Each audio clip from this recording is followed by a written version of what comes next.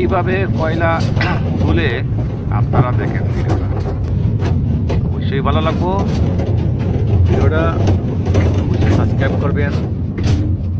আমার নতুন একটা ইউটিউব চ্যানেল, আরও ভালো ভালো ভিডিও দিব আপনাদের মাঝে, তো ভিডিওটা দেখবেন, পাশে থাকবেন। আমি আছি আপনাদের পাশে সবসময় থাকবো। আপনাদের ভিডিও আমার সামনে আসলে আমি অবশ্যই সাবস্ক্রাইব করবো।